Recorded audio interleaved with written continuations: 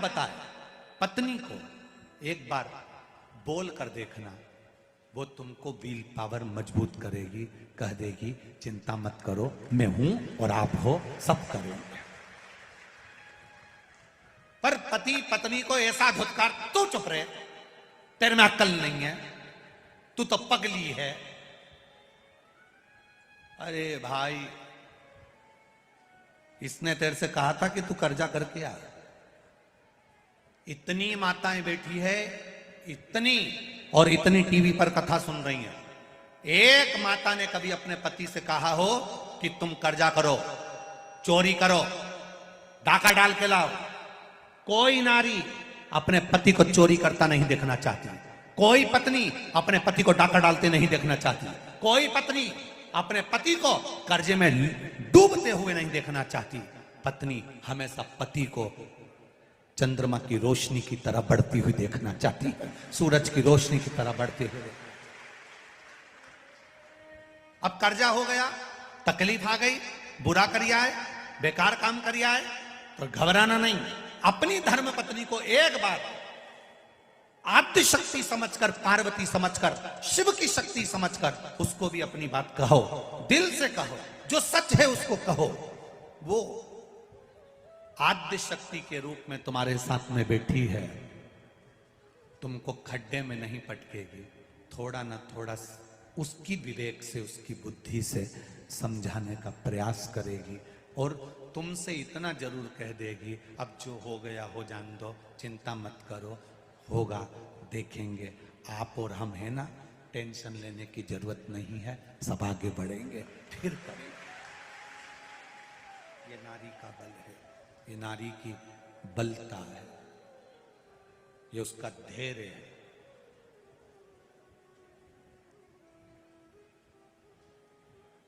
धैर्य उसका।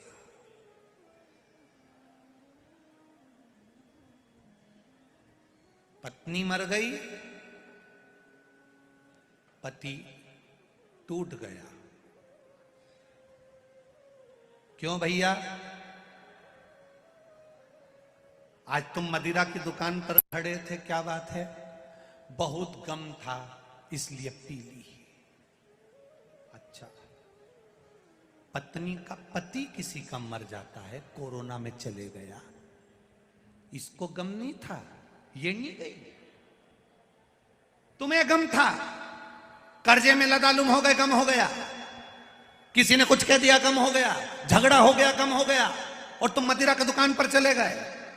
नारी की जिंदगी में कितना गम है।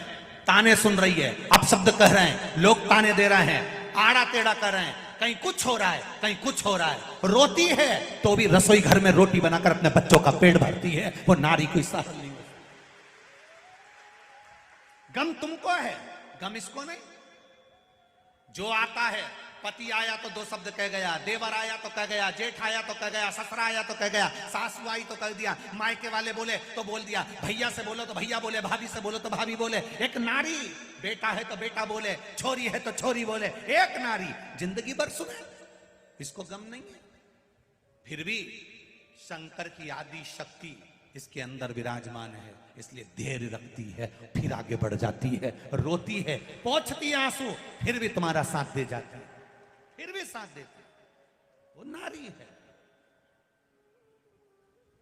और तुम कहते तुम्हें अकल नहीं है, तू चुप रहे, तेरे में अकल नहीं, तेरे में अकल नहीं। और जब पूरी तरह से खड्डे में गिर जाता है, तब आखिरी में कोई साथ नहीं देता, तब वो फिर पत्नी कहती है, ये मेरी रकम पड़ी हुई है, उतार कर दे देती है, बेची आओ, ले जाओ, कर्जा चुका दो। आखिरी में भी कोई साथ दे रही है, अंत बिंदु में वो साथ दे रही है।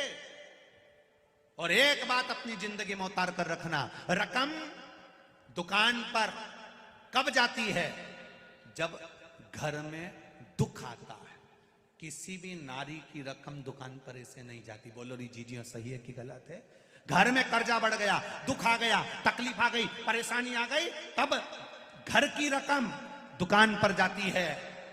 जब घर की रकम दुकान पर जाती है, जब दुख आता है, जब दुख आता है तो सोने की रकम दुकान पर जाती है। उसी तरह जब जिंदगी में दुख आए तो इस मनुष्य के शरीर को, इस रकम को भी महादेव के चरणों में उस दुकान पर ले जाओ तो शिव संभाल ले।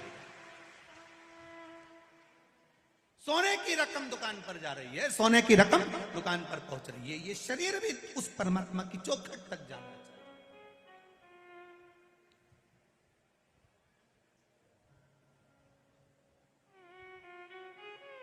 हम उसके भरोसे। पति कहता है पत्नी से, तुझ में विवेकता नहीं, तुझ में बुद्धिता नहीं, तुझ में तू नहीं जानती। अरे तकलीफ आई है, एक बार बैठकर उससे भी कहो जो तुम्हारी अर्धांगिनी है, और अर्धांगिनी से भी निवेदन है अपने मन में कुछ ना रखते हुए, अगर कुछ बात कहना है तो अपने पति से कहो, किसी से मत कहना।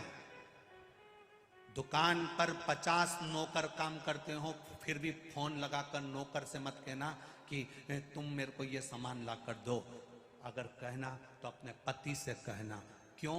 अगर एक आध बार तुमने नौकर से कहा सामान ला कर दो, नौकर 3-4 बार सामान ला कर देगा, तो हो सकता है लोगों की दृष्टि गलत हो जाए। अपने पति से कहना मुझे ये सामान ला कर दो, वो लाए तो ठीक, ना लाए तो ठीक, पर नौकर से भी मत कहना कि मुझे सामान ला कर।